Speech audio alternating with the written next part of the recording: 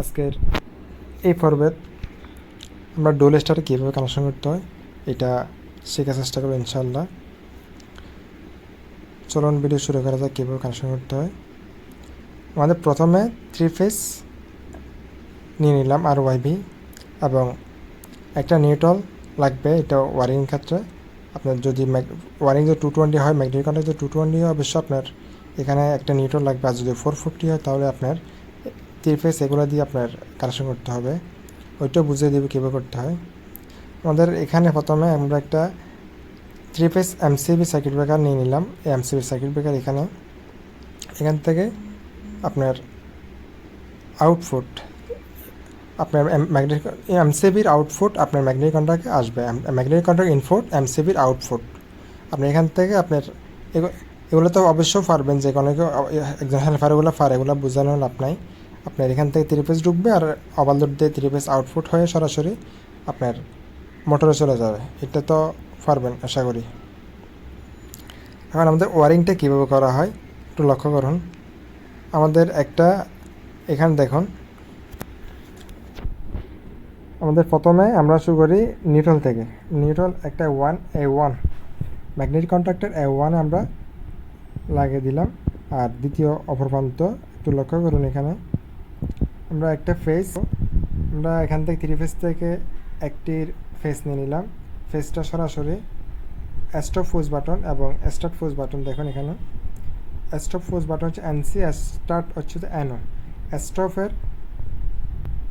আপনার স্টপ বাটনের এক প্রান্তে এক টার্মিনালে লাগিয়ে দিলাম এবং অপর টার্মিনাল থেকে আমরা আউট নিয়ে সরাসরি স্টার্ট ফোজ বাটনের এক টার্মিনাল লাগিয়ে দিলাম এবং এখানে অপর প্রান্তে আবার আমরা আউট দিয়ে সরাসরি ওভারলোডের এনসি 95-96 যে এনসি আছে এখানে আমরা 95তে ইনপুট দিলাম। আউটপুটটা 96 থেকে নিয়ে সরাসরি দেখুন আমরা ম্যাগনেটিক কন্ট্যাক্টের A2তে লাগিয়ে দিলাম। অর্থাৎ আমাদের এতটুকুই কানেকশন। এবং এখানে অক্সিলারি পয়েন্টে একটা থাকবে এনও, একটাতে এনসি। আপনার এখান থেকে এই স্টার্ট সুইচ থেকে এই দুই ফ্রন্ট একটা যে আপনার স্টার্ট ফোজ বাটনের উপরের সাইড, একটা স্টার্ট ফোজ বাটন নিচের সাইড দেখতেছেন এইটা আরেকটা এইটা আমরা সরাসরি এখানে এনও কন্ট্যাক্টে লাগিয়ে দেবো।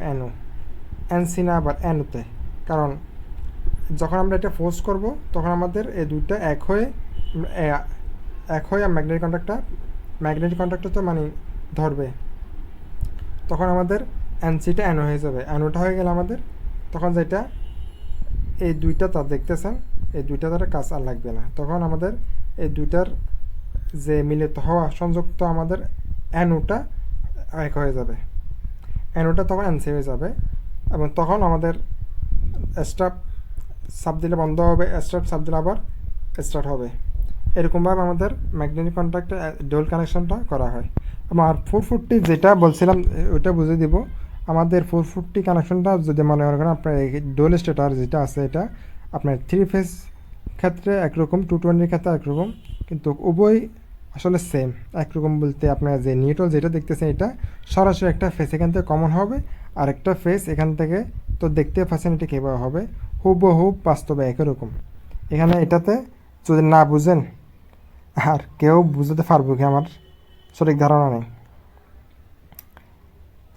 দুইটাই হুবহু একই রকম। 440 ক্ষেত্রে জাস্ট নিউট্রালের জায়গায় ফেজটা হয়, আর ফেজ একটা তো এটা ওয়ারিং তো বুঝছেন আশা করি। জাস্ট আমাদের এই নিউট্রালটা আমাদের ফেজ হবে।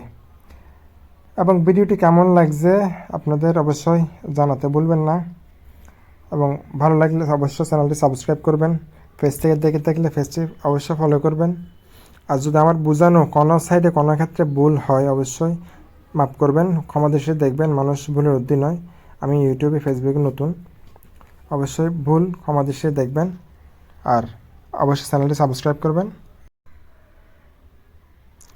ওকে, আল্লাহ হাফেজ। আর কীরকম ভিডিও দেখতে পছন্দ করেন অবশ্যই কমেন্টে জানাবেন। Yeah.